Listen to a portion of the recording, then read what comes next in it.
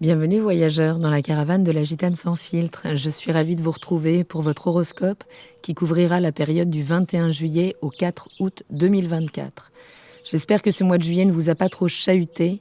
Je pense qu'il a pu peut-être vous épuiser par contre. Donc si vous êtes Lion, ascendant Lion, ou si vous avez la lune en Lion, alors déjà joyeux anniversaire au premier décan du Lion, si vous avez le soleil en Lion. Donc vous venez de vivre deux oppositions là, de pleine lune, peut-être un peu intenses, surtout épuisantes, puisque dans l'axe 6-12 de votre thème, donc celui de votre quotidien, du travail, de votre hygiène de vie, le secteur qui vous permet d'améliorer de manière pratique votre quotidien et vos routines de vie ou de bien-être, et le secteur 12 qui nous parle des processus psychologiques inconscients qui sont reliés à l'inconscient collectif.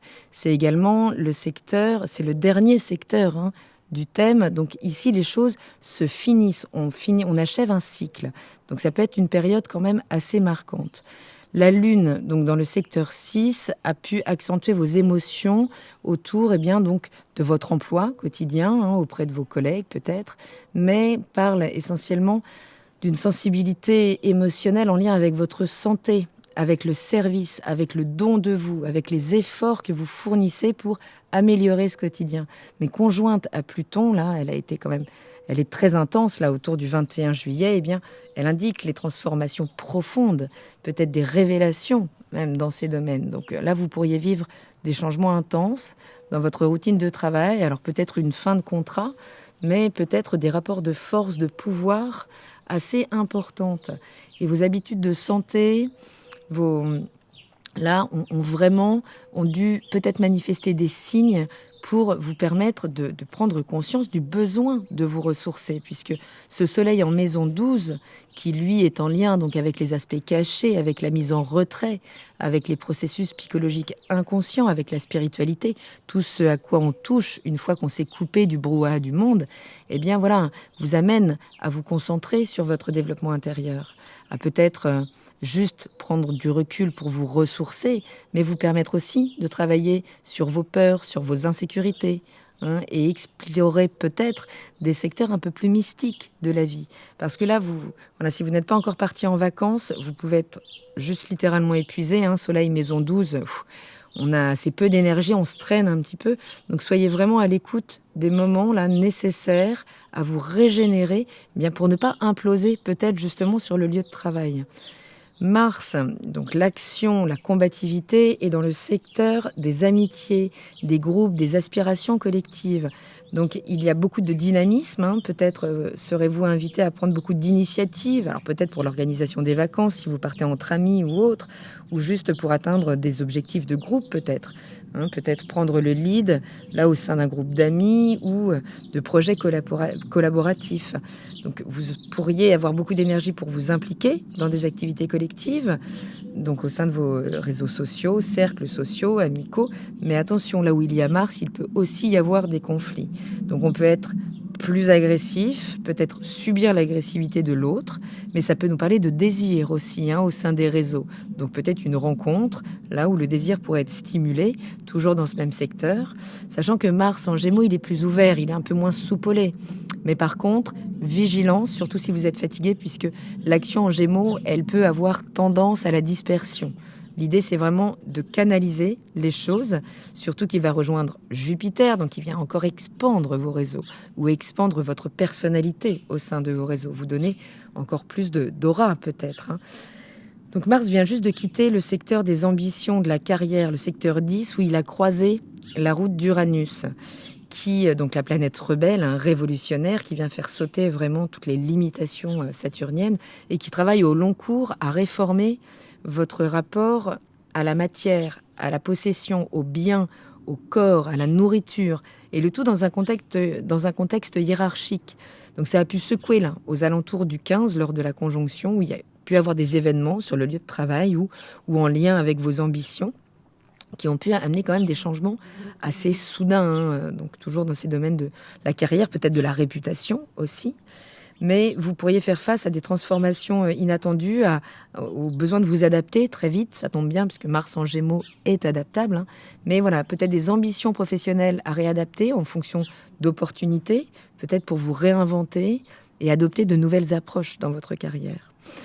parce que Uranus était quand même en conflit, est en conflit aux alentours de ce 21 juillet avec la planète de la communication, avec Mercure, qui est dans votre maison 1. Donc là, qui vous donne une éloquence toute particulière pendant cette période, accentue donc votre communication, l'expression de vous. Mais attention à ne pas être trop théâtral non plus. Concentrez-vous sur la manière dont vous communiquez pour qu'il représente la part la plus authentique de vous et pas la projection de qui vous aimeriez être, d'accord ? Donc vous pourrez porter une attention particulière à votre image publique, à votre style personnel, mais vous êtes quand même particulièrement gâté pendant cette période puisque Vénus, Vénus, avec son charme, sa capacité de chance aussi, cette aura, ce magnétisme, là, vous déploie toute son énergie dans votre secteur 1, donc dans celui de votre personnalité, de ce que vous exposez au monde, et vous rend particulièrement magnétique, là, quand même. Donc, waouh, belle période, quand même, surtout qu'à un moment, le soleil va entrer, donc dès le 22, on va le voir, dans votre signe également, et Vénus, donc, je parlais de cette chance, la chaleur, les opportunités, et également, donc, affectives, est en bon aspect, donc, à Jupiter, en Gémeaux, secteur des amitiés. Donc ça suggère une expansion, une chance, peut-être en lien avec les relations sociales, les activités collectives. Donc là, vous avez vraiment une très belle période pour renforcer votre charisme personnel, attirer des opportunités positives au sein de vos réseaux. Donc, quand même période plutôt très intéressante, juste une vigilance puisque Neptune, donc planète des grandes illusions de notre imagerie intérieure et extérieure, et bien justement rétrograde là, en maison 8, et vient influencer, jeter peut-être un peu de flou, de confusion en ce qui concerne les finances partagées. Alors, les questions psychologiques intenses, peut-être la sexualité. Donc, il peut y avoir une période de réévaluation, là, de peut-être ressources communes, de dynamique de pouvoir, de certaines relations engageant essentiellement les sens, les pulsions. Vous pourriez devoir revisiter vos attitudes, peut-être revenir sur des problématiques de dette ou de transformation, des choses qui n'auraient pas abouti. C'est un secteur donc, qui est en lien avec la transformation profonde, vraiment, la relation donc, à la sexualité, je le disais, à l'argent, aux héritages psychiques en fait, ou matériels. Et ça pourrait être un secteur que vous auriez suridéalisé. Et là, il s'agit de revenir un petit peu en arrière pour vérifier et remettre certaines choses au clair que vous auriez pu laisser de côté. Je vous propose de faire un tour maintenant des périodes qui vous seront plutôt favorables et des périodes de tension ou être peut-être plus vigilant. Donc en fonction des ingrès lunaires, qui sont les moments où la Lune entre dans un nouveau signe et quand elle franchit le seuil comme n'importe quelle planète, donc d'une nouvelle énergie, elle rentre avec beaucoup de dynamisme, elle est comme propulsée. Donc là on parle d'émotions, donc de moments qui peuvent être assez intenses.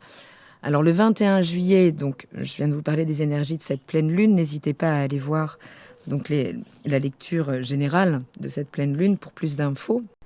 Mais ce même 21 juillet, la lune passe dans le signe opposé au vôtre, le Verseau, et vient nous parler donc dans l'axe de la relation d'un besoin d'air, de libération, et va activer donc Uranus en Taureau qui est en tension à la communication. Donc ça peut déclencher concrètement des moments de conflit, là alors peut-être avec le partenaire, peut-être avec l'associé, mais entre votre besoin d'exprimer qui vous êtes, votre liberté, mais dans une forme qui peut être peut-être un petit peu trop autoritaire. Soyez vraiment vigilants là, puisque il peut y avoir un moment de tension vraiment réactivé. Mais dès le lendemain, le soleil passe dans votre signe et vient là vous régénérer totalement pendant cette période. Donc joyeux anniversaire au premier décan du Lion. La lune, elle, vient de passer dans le signe opposé, mais au moins vous êtes réchauffé par votre soleil intérieur. Le 23 juillet, aux alentours de 15h30, la lune passe dans le signe des Poissons.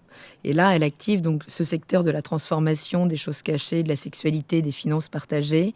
Et c'est là où il faudra peut-être vous affronter certaines désillusions, revenir sur certains malentendus, ou des situations qui ne se seraient pas vraiment finies en lien, donc peut-être avec des croyances héritées, des héritages tout court. Il y aura des choses à éclaircir en tout cas. Le 25 juillet, aux alentours de 17h, la lune passe dans le signe du Bélier.